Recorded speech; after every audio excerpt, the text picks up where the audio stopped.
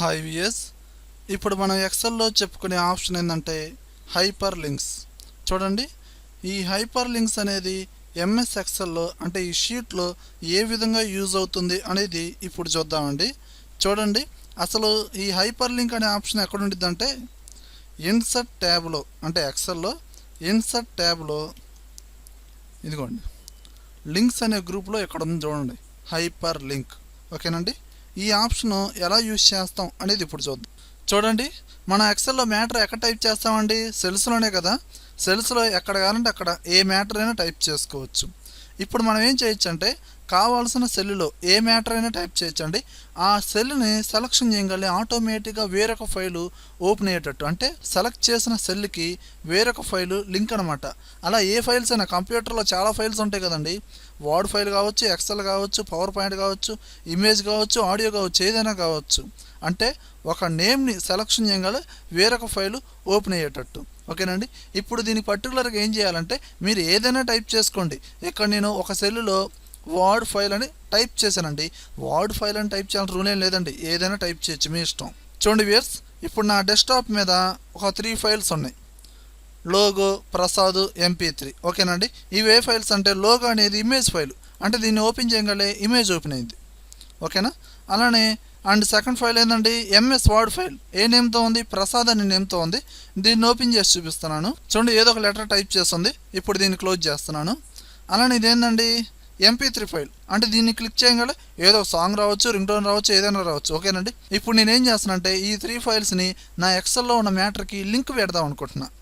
ఇప్పుడు ఎలా పెడతామంటే చూడండి, ఇప్పుడు వర్డ్ అనే ఫైల్కి, అంటే ఈ సెల్కి ఆ వర్డ్ ఫైల్ని లింక్ పెడతా.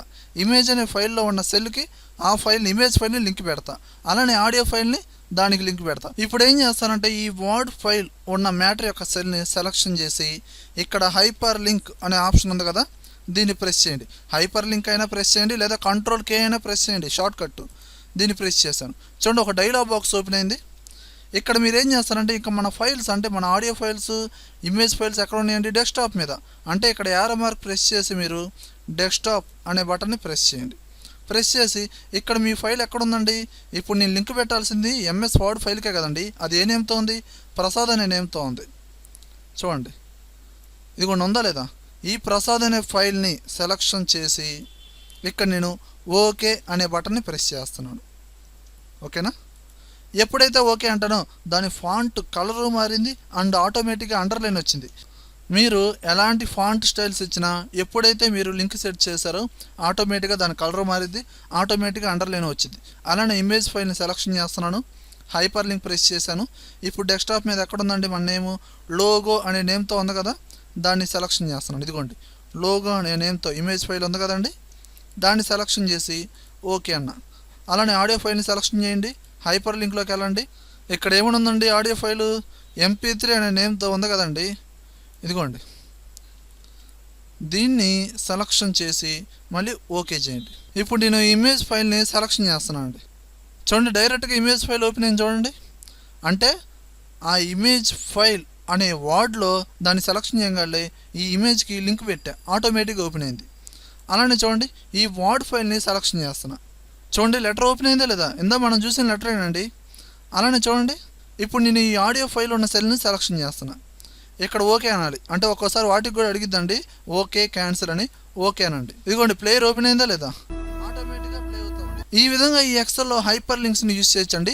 అలానే కదండి, మనకి ఇష్టమైన సెల్లో మనకు కావాల్సిన మ్యాటర్ని మీరు టైప్ చేసి సెలక్షన్ చేసి హైపర్ లింక్ అనే ఆప్షన్లోకి వెళ్ళి మీకు కావాల్సిన ఫైల్ ఏదైనా సరే, ఇక్కడ ఒక ఇమేజ్ ఉందండి, దాన్ని సెలక్షన్ చేసి ఓకే అన్న. లింక్ క్రియేట్ అయిందా లేదా? మళ్ళీ దీని మీద ప్రెస్ చేయండి, డైరెక్ట్గా ఇమేజ్ అనేది ఓపెన్ అవుతుంది. ఇదిగో చూడండి, ఓపెన్ అయిందా లేదా? ఈ విధంగా మనం ఎక్సెల్లో లింక్స్ పెట్టుకోవచ్చండి. Okay viewers.